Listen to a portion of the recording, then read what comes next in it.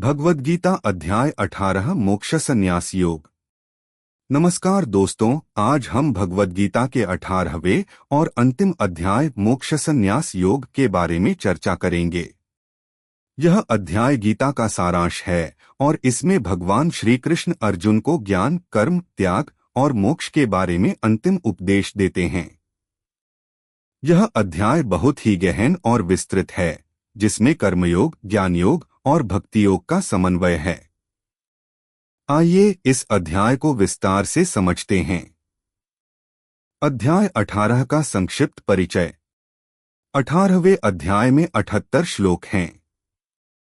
इसमें भगवान श्री कृष्ण अर्जुन को कर्म, त्याग और मोक्ष के बारे में विस्तार से बताते हैं। यह अध्याय गीता का सार है और इसमें सभी पिछले अध्यायों का निचोड़ समाहित है। भगवान श्री कृष्ण अर्जुन को बताते हैं कि कैसे वह अपने कर्तव्य का पालन करते हुए मोक्ष प्राप्त कर सकता है। एक, त्याग और संन्यास का अर्थ। श्लोक 1 से 12 उदास स्माइली। अध्याय की शुरुआत में अर्जुन भगवान श्री कृष्ण से प्रश्न करते हैं कि त्याग और संन्यास का वास्तविक अर्थ क्या है। वह जानना चाहते हैं कि इन दोनों में क्या अंतर है और कौन सा मार्ग श्रेष्ठ है। भगवान श्री कृष्ण बताते हैं कि त्याग और संन्यास दोनों ही महत्वपूर्ण हैं, लेकिन इन्हें समझना आवश्यक है। वे कहते हैं कि कर्म का त्याग करना ही संन्यास है, लेकिन यह त्याग सही तरीके से होना चाहिए। केवल शारीरिक रूप से कर्म छोड़ देना ही संन्यास नहीं है, बल्कि मन और बुद्धि से कर्म के फल की इच्छा का त्याग करना ही वास्तविक संन्यास है। भगवान श्री कृष्ण 3 प्रकार के त्याग के बारे में बताते हैं। सात्विक त्याग, इसमें व्यक्ति कर्तव्य समझकर कर्म करता है और उसके फल की इच्छा नहीं रखता। यह सबसे श्रेष्ठ प्रकार का त्याग है। राजसिक त्याग, इसमें व्यक्ति कर्म को कष्टदायक समझकर त्याग देता है। यह त्याग अज्ञानता से भरा होता है। तामसिक त्याग, इसमें व्यक्ति अज्ञानवश अपने कर्तव्यों का त्याग कर देता है। यह सबसे निम्न प्रकार का त्याग है। भगवान श्री कृष्ण कहते हैं कि सात्विक त्याग ही मोक्ष की ओर ले जाता है। 2, कर्म के प्रकार। श्लोक 13 से 18 उदास स्माइली। भगवान श्री कृष्ण अर्जुन को बताते हैं कि कर्म के भी 3 प्रकार होते हैं, जो गुणों सत्व, रजस, तमस के आधार पर निर्धारित होते हैं। सात्विक कर्म, यह कर्म कर्तव्यपूर्ण, निस्वार्थ और धर्म के अनुसार किया जाता है। इसमें व्यक्ति कर्म के फल की इच्छा नहीं रखता। राजसिक कर्म, यह कर्म स्वार्थपूर्ण और फल की इच्छा से किया जाता है। इसमें व्यक्ति कर्म को बोझ समझता है। तामसिक कर्म, यह कर्म अज्ञानता, हिंसा और अधर्म के साथ किया जाता है। इसमें व्यक्ति को अपने कर्म का ज्ञान नहीं होता। भगवान श्री कृष्ण कहते हैं कि सात्विक कर्म ही मनुष्य को मोक्ष की ओर ले जाता है। 3, ज्ञान, कर्म और कर्ता के प्रकार। श्लोक 19 से 40 उदास स्माइली। भगवान श्री कृष्ण अर्जुन को बताते हैं कि ज्ञान, कर्म और कर्ता भी 3 प्रकार के होते हैं, जो गुणों के आधार पर निर्धारित होते हैं। सात्विक ज्ञान, यह ज्ञान सभी प्राणियों में एक ही आत्मा को देखता है। इसमें व्यक्ति सभी को समान समझता है। राजसिक ज्ञान, यह ज्ञान अलग अलग प्राणियों में अलग अलग आत्मा को देखता है। इसमें व्यक्ति भेदभाव करता है। तामसिक ज्ञान, यह ज्ञान अज्ञानता से भरा होता है और व्यक्ति को अधर्म की ओर ले जाता है। इसी प्रकार कर्ता भी 3 प्रकार के होते हैं।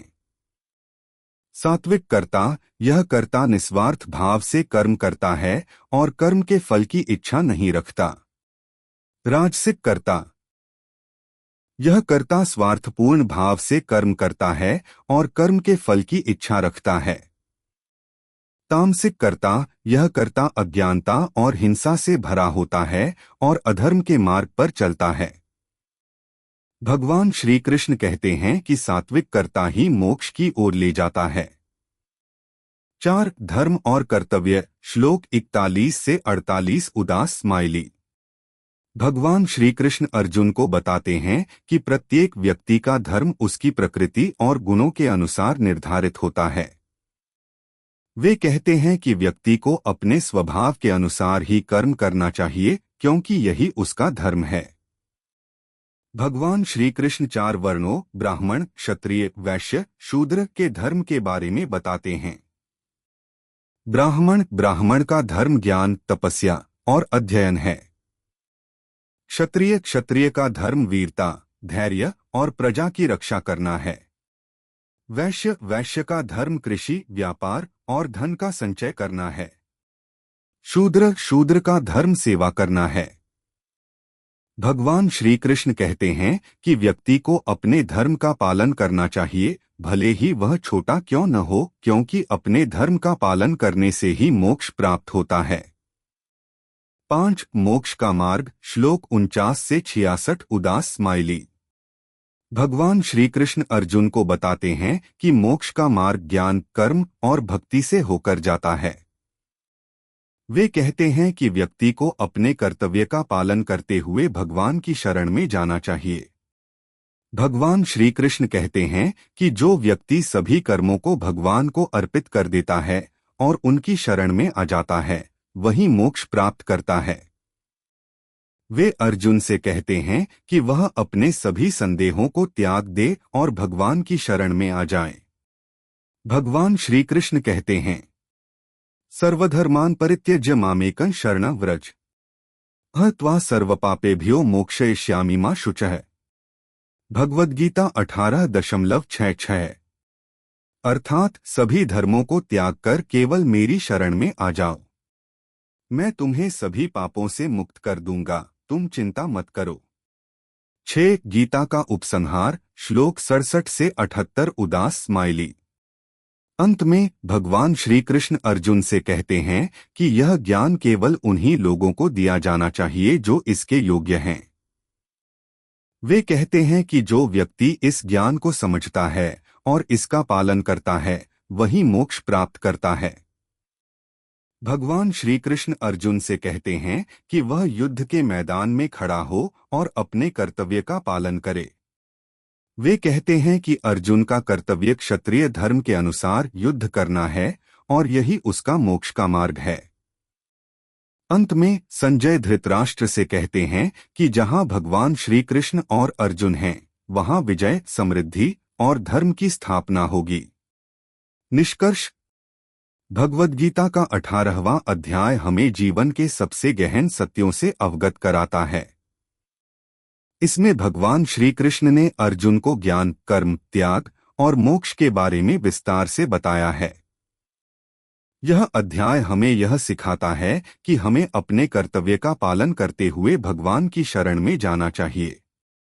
इससे हमें मोक्ष प्राप्त होता है और हम जीवन के सभी दुखों से मुक्त हो जाते हैं। आशा है कि यह सारांश आपके लिए उपयोगी होगा। यदि आपको यह जानकारी अच्छी लगी हो तो इसे लाइक और शेयर करें और हमारे चैनल को सब्सक्राइब करें। धन्यवाद। अंतिम शब्द। भगवद गीता का यह अध्याय हमें जीवन के सच्चे मार्ग की ओर ले जाता है। इसे समझकर और इसका पालन करके हम अपने जीवन को सफल और सार्थक बना सकते हैं। आइए हम सभी भगवान श्री कृष्ण के उपदेशों को अपने जीवन में उतारें और मोक्ष के मार्ग पर चलें। जय श्री कृष्ण।